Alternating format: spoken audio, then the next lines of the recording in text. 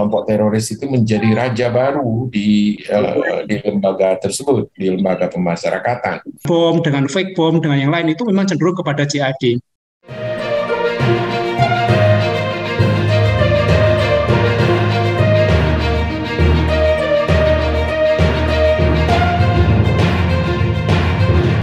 Selamat malam pemirsa, berjumpa lagi bersama saya Ayu Akata Sasmita. Pastinya saya akan menemani Bang Boni Hargen di Paradigma Boni Hargen.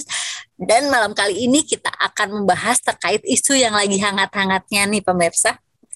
Ada dengan tema mengungkap ancaman terorisme di balik teror bom Solo. Seperti kita ketahui kemarin ditemukan sebuah fake bom atau bom bohongan di Solo ya. Tapi hal ini juga tidak bisa disepelekan ya. Kita harus mengungkap ada apa di balik teror bom ini. Dan sekarang di Zoom meeting ini kita sudah kedatangan tamu-tamu yang pastinya terpercaya dan juga berkompeten. Di sini sudah ada Bapak Al Haidar, sudah ada Mas Stanislau, sudah ada Pak Warsito dan juga Pak Nur Imam, serta narasumber lainnya. Selamat malam semuanya. Dan kali ini kita akan langsung dipersilakan untuk Bang Boni Hargen untuk membuka acara Zoom meeting ini. Baik, Bang Boni, silakan. Selamat malam, Pak Haidar, Pak Stanis. Malam, Bang. Malam, mohon maaf nih kita seadanya. Kita tadinya mau syuting di studio, cuman bentrok semua waktunya. Kita rekam saja, baru nanti kita sebarin ke YouTube. Ya. Baik, hari ini kita diskusi sebetulnya merespons perkembangan kelompok radikal dan teroris belakangan yang cukup signifikan. Yang kita lihat bahwa Densus 88 sudah cukup gencar menangkap banyak tersangka ya di Sumatera Barat. Terus kemudian kemarin kita dihebohkan oleh kemungkinan bom yang ada di Solo yang diklarifikasi oleh polisi ternyata bukan. Tetapi saya kira ini semua satu bentuk upaya pengalihan atau sandiwara yang dibuat oleh kelompok teroris untuk satu, mengurangi kepercayaan terhadap aparat, kemudian yang kedua adalah memunculkan keresahan di tengah masyarakat. Mungkin mereka akan melancarkan aksi-aksi yang lebih konkret ke depan. Saya kira Pak Haidar dan Pak Stanis yang lebih paham mendalami ini. Jadi barangkali kita mulai saja yuk, langsung ke Pak Haidar ya, menjelaskan bagaimana sih panorama terorisme di Indonesia belakangan, dan juga munculnya nanti Pak kita kaitkan dengan statement beberapa politisi seperti Fadlizon soal pembubaran Densus 88 yang sejatinya ternyata Pak Fadli sendiri juga memberi sumbangan terhadap kelompok teroris ya gitu. Baik, terima kasih Pak Haidar, Pak Stanis. Saya kembali ke Ayu. Ya. Baik Pak Haidar, mungkin bisa dilanjutkan tanggapannya terkait dengan apa yang telah disampaikan oleh Bang Boni. Pak Haidar, dipersilakan Pak untuk menjawab dari tanggapan barusan Bang. Ya, terima kasih. Ya, terima kasih atas undangan dari Mas Boni Hargen. Sama-sama Mas. Ya, saya merasa sangat terhormat dengan undangan ini karena saya pikir tadinya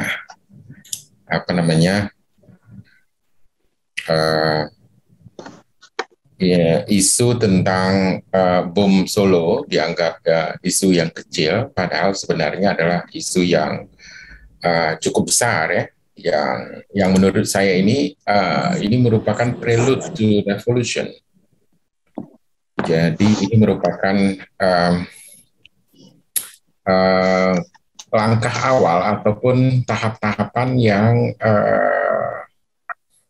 diinginkan oleh kelompok-kelompok radikal ya, kelompok-kelompok teroris yang ada di Indonesia, bagaimana menciptakan kondisi yang matang bagi terbentuknya sebuah revolusi di Indonesia. Jadi peristiwa ini adalah walaupun apa yang dilakukan oleh kelompok teroris tersebut itu adalah sebuah fake bom ya, ataupun bom bom palsu. Tapi itu bagian dari strategi mereka untuk mengacaukan atau untuk membuat sibuk atau untuk untuk menguji sejauh mana kesiapsiagaan atau kewaspadaan dari aparat. Dan saya melihat bahwa setting sosial kelompok-kelompok teroris ini, terutama dari Solo, itu memang adalah kelompok yang sangat kuat, yang sulit untuk dianalisis secara sederhana ya, karena Solo itu sendiri adalah tempat atau lokasi yang lumayan kompleks, di mana kelompok-kelompok intoleran, kelompok fundamentalis, kelompok radikal, kelompok teroris, dan kelompok konservatif itu ada semuanya di Solo. Jadi terkadang banyak ilmuwan ataupun para peneliti atau pengamat teroris itu agak kewalahan dalam menganalisis kelompok ini. Dan kelompok ini kelihatannya memang agak sulit untuk dideteksi. Setiap peristiwa bom yang terjadi, minimal kita bisa melihat bahwa apakah kelompok ini terafiliasi dengan ISIS atau Al-Qaeda. 2 minimal itu. Kemudian belum lagi ada kelompok-kelompok teroris non-muslim ya, seperti OPM, yang saya lihat memang belum memperluas eskalasi konfliknya sampai ke Pulau Jawa.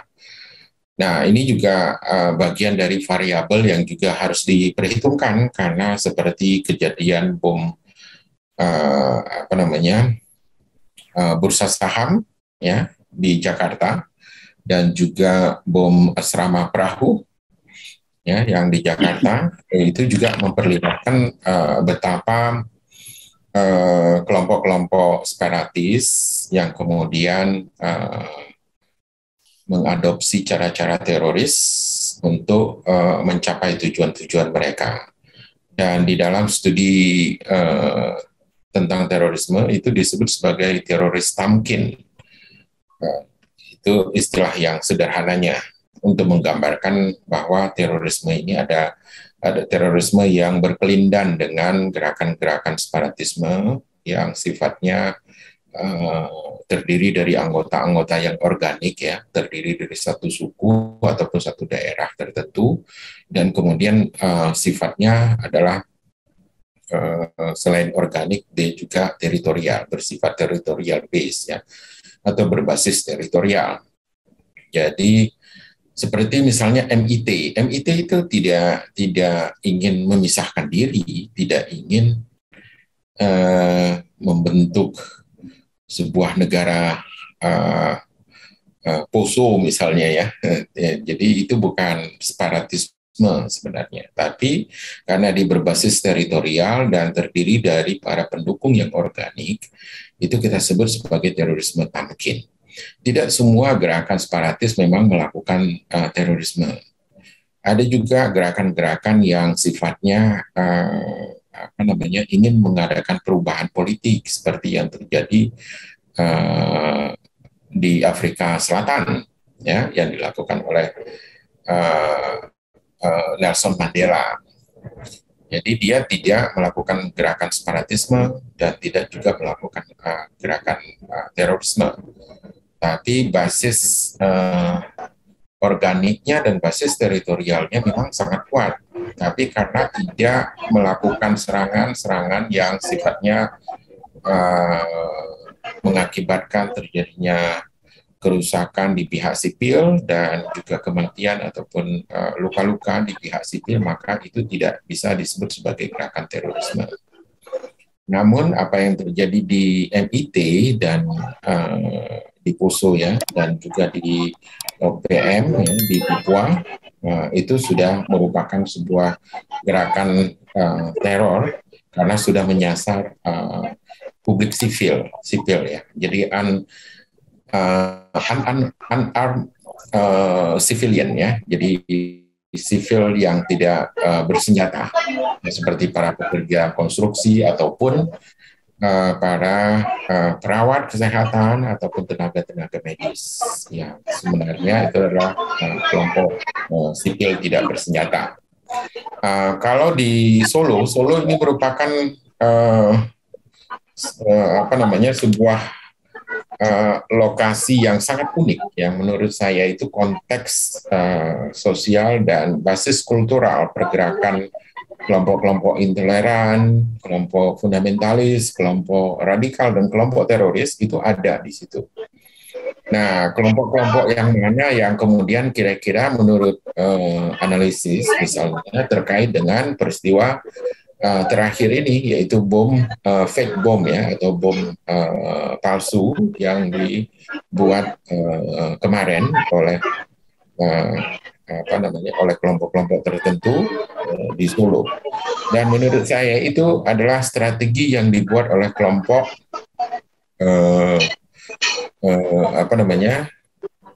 kelompok JAD ya, kelompok JAD.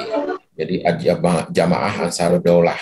Karena bagi mereka berusaha menciptakan sebuah kondisi yang hampir-hampir mirip seperti di Irak dan di Suriah. Karena bagi mereka dengan adanya situasi yang chaos, adanya situasi yang tidak stabil, adanya social unrest, ya, adanya insurgensi, ya, itu akan menciptakan sebuah setting sosial yang tepat bagi mereka untuk bergerak, karena itu adalah satu tempat yang memberikan mereka sebuah atmosfer yang menyenangkan buat mereka untuk bisa melakukan tindakan-tindakan serangan-serangan yang sifatnya teror. Dan fake bom itu sendiri sebenarnya sudah merupakan sebuah gerakan teror. Dan jika ini bisa dilakukan secara masif di beberapa kota, itu akan menciptakan kesibukan aparat yang sangat mengkhawatirkan. Dan jika kemudian aparat ternyata tidak siap, maka mereka akan mencampurkan antara fake bom dengan real bom. Jadi ada yang fake, ada yang real.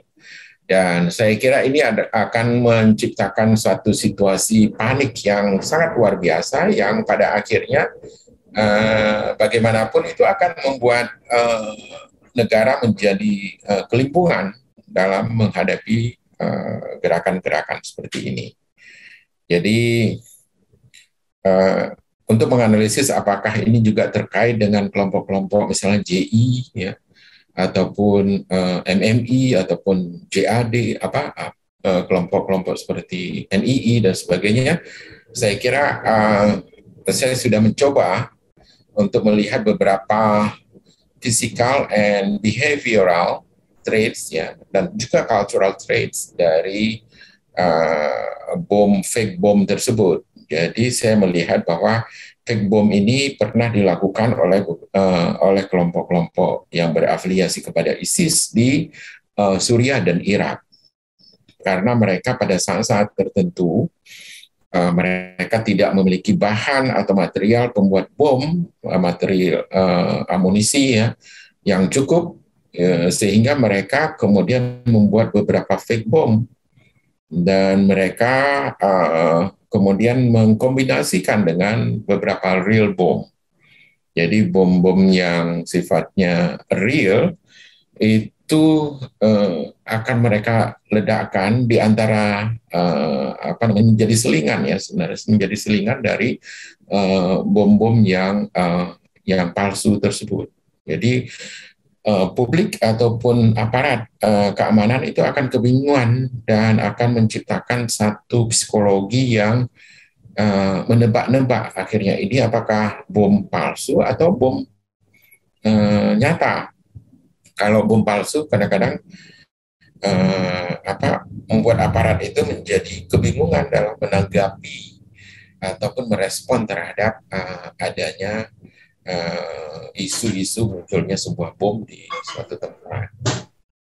Jadi menurut saya, Mas Boni, ini adalah sebuah peristiwa yang sebenarnya negara ini sudah masuk ke dalam pusaran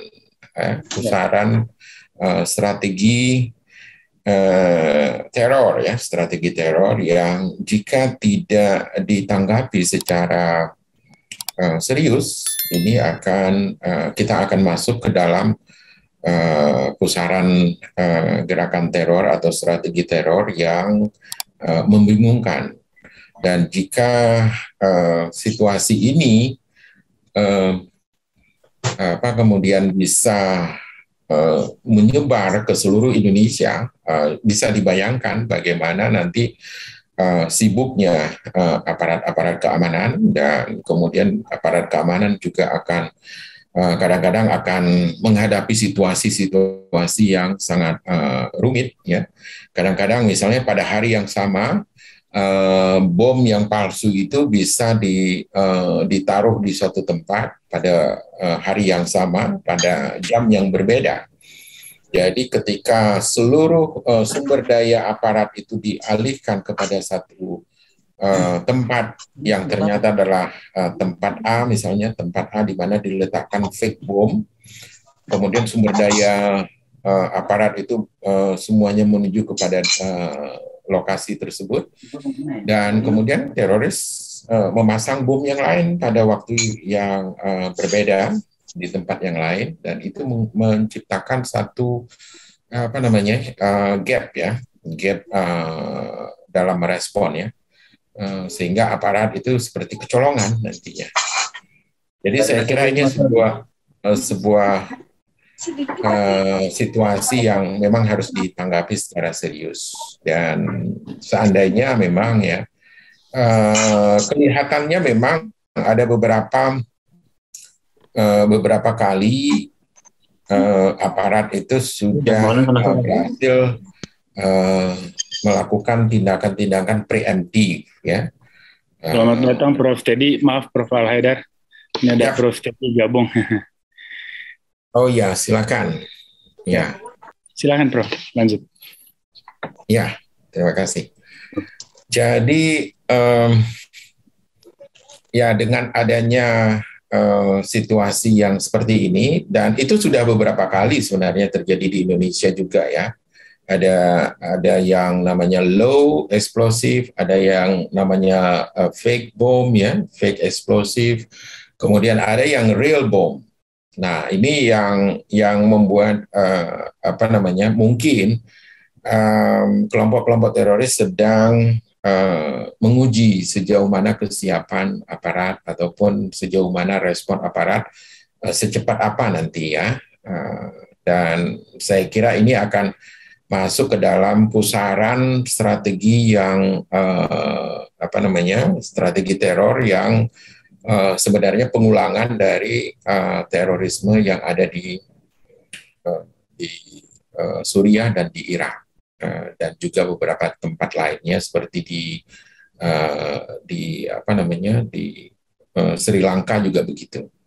Jadi ada beberapa bom yang memang fake bom, yang kemudian membuat beberapa aparat itu menjadi sangat panik, dan kemudian mengarahkan mengarahkan ataupun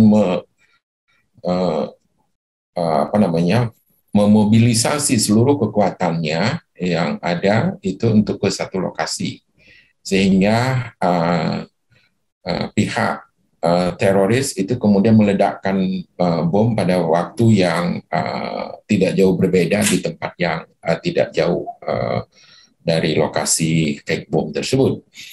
Dan ini saya kira kalau sudah masuk ke dalam situasi seperti ini, mau tidak mau memang harus kita akui tindakan-tindakan preemptif yang dilakukan oleh pihak Densus 88 itu sangat diperlukan untuk memproteksi masyarakat sipil Indonesia yang saat ini tentunya sangat vulnerable ya, sangat rentan oleh serangan-serangan bom tersebut. Jadi saya kira memang ini adalah situasi yang cukup serius ya. Saya tidak tahu apakah situasi ini memang sengaja diciptakan sebagai satu strategi dari kelompok teroris yang berafiliasi kepada ISIS, ataukah ini hanya sebuah ekspresi karena mereka kelamaan tidak melakukan serangan, maka mereka melakukan sebuah serangan yang sifatnya fake bom saja dan tidak mempersiapkan misalnya real bom yang nantinya akan menjadi bagian dari schedule perencanaan atau terrorism plot yang mereka sudah buat. Tapi sejauh ini memang kita harus yakini, kita harus kita harus ketahui bahwa plot terorisme itu memang selalu sangat kompleks dan ada beberapa pola waktu dan pola tempat yang memang sudah mulai dipetakan oleh para ilmuwan dan para peneliti tentang terorisme di seluruh dunia. Saya kira begitu saja mungkin sebagai awal, Mas Boni. Terima kasih, Prof. Satu pertanyaan, Prof. Ini ketika aparat negara begitu serius melakukan pemberantasan terhadap terorisme, ini ternyata masih ada tokoh masyarakat, bahkan elit politik yang justru mengambil sikap yang bersebelahan, ya seperti Pak Fadlizon. Ini kira-kira sebetulnya fenomena apa ini, Prof? Oh iya, saya kira itu adalah reaksi biasa dari masyarakat yang plural, yang cukup kompleks yang ada di Indonesia, dan itu merupakan bagian dari kultur yang biasa dari masyarakat yang demokratis, karena mereka tentu masih memiliki hak, dan hak itu memang dilindungi oleh undang-undang untuk memberikan respon dan komentar apapun terhadap apa yang dilakukan oleh aparat ataupun oleh negara. Ya, kadang-kadang kita juga bisa menganalisis apakah itu pendapatnya cukup signifikan atau tidak, gitu. Tapi ya banyak yang berpendapat dulu bahwa karena adanya police brutality yang dipraktekkan oleh polisi sebelumnya, dan itu dianggap sebagai melanggar HAM ataupun dianggap tidak sesuai dengan kultur demokrasi, itu mereka melakukan protes terhadap lembaga kepolisian, terutama terhadap Densus 88, dan tidak hanya Fadlizon, juga Pak Din Samsudin juga dulu menyuarakan hal tersebut. Jadi saya kira dalam beberapa hal itu adalah sebuah respon yang wajar ya, dan wajar juga ketika mereka sangat emosional karena melihat situasi yang memang sangat sulit untuk kita prediksi, dan sangat sulit sebenarnya juga untuk aparat keamanan untuk merespon hal-hal tersebut, sehingga presumption of innocence itu memang sulit untuk diterapkan untuk kasus terorisme. Kadang-kadang prinsip-prinsip hukum tertentu itu memang harus dipinggirkan ya. Seperti misalnya preemptive strike ya, yang dilakukan oleh kepolisian, itu sebenarnya juga tidak ada basis hukumnya. Yang boleh ada itu kan preventif, ya kan. Kemudian tindakan-tindakan yang lain juga itu dianggap sebagai, tapi secara ilmu kepolisian ataupun ilmu keamanan itu perlu dilakukan untuk melindungi jiwa-jiwa sipil ya, nyawa-nyawa sipil yang perlu dikoleksi dalam sebuah negara, dan disitulah fungsi negara itu. Jadi kalau dalam ilmu politik itu atau dalam antropologi politik kita kenal sebagai state rights. Sementara kebanyakan para aktivis tentunya itu lebih banyak peduli pada konsep-konsep ilmu politik seperti human rights ya, ataupun konsep dalam ilmu hukum yaitu human rights. Tapi jarang sekali memang dibahas tentang states rights ya, atau hak negara. hak negara untuk mempertahankan eksistensinya, hak negara untuk mempertahankan dan melindungi rakyatnya, terutama rakyat sipil. Dan juga kalau di Indonesia sebenarnya banyak peraturan, banyak undang-undang itu sudah memberikan proteksi dan perlindungan dan juga payung hukum bagi aparat itu sudah banyak. Terima kasih. Sebelum nanti saya mungkin minta sedikit komentar dari Prof. Teddy Mantoro. Ini Prof, ini kan sebetulnya kepolisian kita juga sudah menerapkan yang namanya intelligence-led policing. Nah, itu artinya ada upaya memang untuk memperbaiki efektivitas di dalam kerja penegakan hukum, ya, terutama dalam pemberantasan terorisme. Tetapi kita tahu bahwa segregasi dalam masyarakat, keragaman pandangan itu juga masih menonjol. Ya, seperti ketika Prof. Din Samsudin juga ketika 9/11 itu terjadi kan statementnya agak kontroversial. Dia justru mensyukuri terjadinya bom, sementara kita semua tahu bahwa kemanusiaan universal itu pasti mengutuk yang namanya tindak kekerasan teror itu. Ya, apakah itu mau skalanya internasional atau lokal. Ya, kemudian juga statement Pak Fadlizon itu juga menggambarkan ada satu kubu dalam masyarakat yang memang punya perspektif macam itu. Sebetulnya di mana ini letak kesalahannya? Apakah murni hanya karena keragaman pandangan, atau memang ada juga propaganda di tengah masyarakat yang coba mengcounter segala macam gerakan pemberantasan terorisme?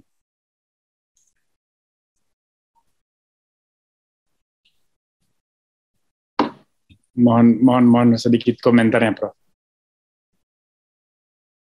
Atau mungkin Prof. Teddy mau komentar, Prof. Teddy?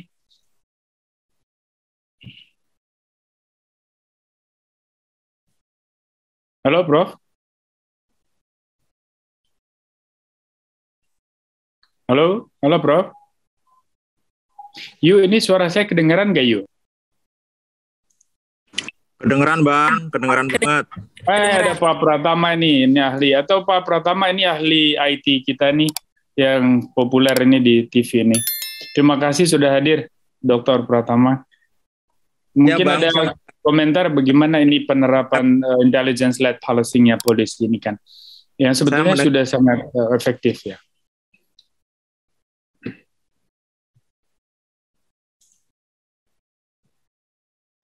Saya nyimak dulu ya, Bang. Oh ya, siap. Ini Prof. Teddy kita minta pendapatnya juga ini. Atau mungkin Ayu mau langsung ke Pak Stanis. Ayu, silakan Ayu. Pak Stanis, ini kan bom mendekati event besar ya di G20 sebentar lagi.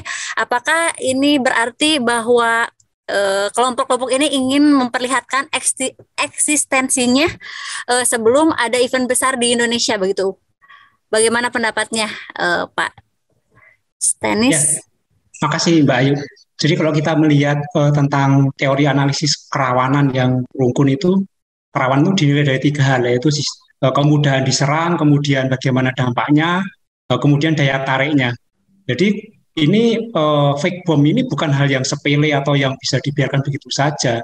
Menurut saya ini suatu strategi, justru bagaimana strategi untuk menguji bagaimana sistem pengamanannya, menguji, kemudian juga ada kebutuhan-kebutuhan eksistensi.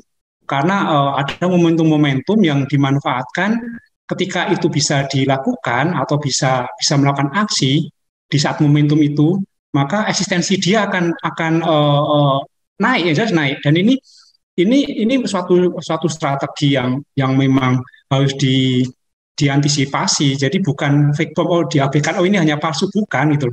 Ini mereka melakukan uji, kemudian mereka memastikan seperti apa sistem keamanannya, kemudian bagaimana respon dari masyarakat, respon dari media. Ini sudah diperhitungkan oleh mereka gitu. Dan memang fake bom bukan kali ini saja. Jadi ini sudah strategi yang beberapa dilakukan juga oleh kelompok-kelompok tidak hanya dalam Indonesia, tapi di luar negeri juga dilakukan. Dan kalau kita melihat karakteristik dari aksinya, saya kecenderungan meyakini bahwa ini dilakukan oleh kelompok-kelompok yang berafiliasi dengan ISIS JAD. Karena memang ini tipikal mereka seperti itu. Kalau kita melihat kelompok yang lain, misalnya kelompok yang berafiliasi dengan Al-Qaeda, JI, saat ini JI memang sedang tidak fokus kepada aksi-aksi kekerasan, saya kira mereka belum sampai belum itu. Saat ini belum. Ke depan entah, tapi saat ini yang memungkinkan untuk melakukan aksi dengan bom, dengan fake bom, dengan yang lain itu memang cenderung kepada JAD. Dan ini akan mendekati momentum-momentum yang mereka biasanya favorit lakukan. Kita tahu pada tahun 2016 pernah ada seruan dari ISIS kepada pengikutnya untuk melakukan aksi-aksi di saat bulan suci misalnya. Mereka meyakini bahwa saat itu nanti pahalanya dilipat gandakan. Dan ini kan suatu momentum juga, momentum. Tapi saya cenderung memang menyoroti kenapa Solo dipilih. Saya sepakat dengan Pak Al-Qaidar tadi, Solo itu memang unik. Dan banyak analis yang memang agak kerepotan ketika harus menganalisis tentang Solo, tentang kelompok-kelompok di Solo. Di Solo itu sangat kompleks, sangat lengkap. Mau nasionalis ada, kelompok yang radikal juga ada. Jadi di sini unik. Jadi kenapa mereka memilih Solo? Ya karena Solo menjadi tempat memang untuk menguji strategi. Solo menjadi tempat yang untuk uji strategi, untuk uji kesiapan, untuk uji sistem pengamanan. Jadi jangan sampai ini diabaikan dan beberapa mengatakan bahwa ini ada hubungannya dengan peristiwa G20, yaitu momentum yang dimanfaatkan. Mereka memang sengaja melempar situasi ini, menempatkan fake bom, memanfaatkan momentum. Jadi dengan satu aksi ada banyak momentum sehingga itu akan bisa mengetahui banyak hal, bagaimana kesiapannya, kemudian publikasinya juga pasti besar dihubungkan dengan G20, pasti juga akan sampai ke negara-negara lain dengan peristiwa seperti ini. Jadi ini jangan diabaikan, ini sangat serius dan perlu tindakan-tindakan untuk memastikan pasti ada teknologi, pasti ada perangkat yang mampu mendeteksi sebenarnya siapa yang meletakkan, entah dengan CCTV dan lain-lain, diurai siapa yang melakukan ini, kemudian diurai siapa di belakangnya kelompoknya itu. Ada kecenderungan lain bahwa kenapa fake bom dilakukan, karena memang akan kesulitan menggunakan bahan-bahan peledak yang sekarang sedang sangat ketat dicek. Walaupun mereka menggunakan bahan-bahan pasar, misalnya urea dan lain-lain, tetapi memang akan sedikit kerepotan jika menggunakan itu. Tapi ingat bahwa aksi teror sekarang tidak hanya dengan bom. Aksi teror di negara lain sudah dilakukan dengan mobil menabrakkan kerumunan misalnya. Kita kemarin juga melihat ada seorang wanita yang menabrakkan diri ke polsek misalnya. Itu kan suatu metode-metode yang mereka akan lakukan, bisa saja oleh kelompok, bisa saja oleh individu atau lone wolf, yang ini cukup berbahaya gitu. Dan akan sulit dideteksi karena mereka menggunakan peralatan-peralatan yang biasa saja, yang bukan dianggap berbahaya. Misalnya menggunakan mobil, misalnya ditabrakkan atau menggunakan kendaraan ditabrakkan, ini kan cukup berbahaya itu. Jadi yang paling penting adalah harus waspada, diurai siapa kelompoknya, apa motivasinya, kemudian dicegah jangan sampai ini terjadi. Kira-kira itu, Mbak.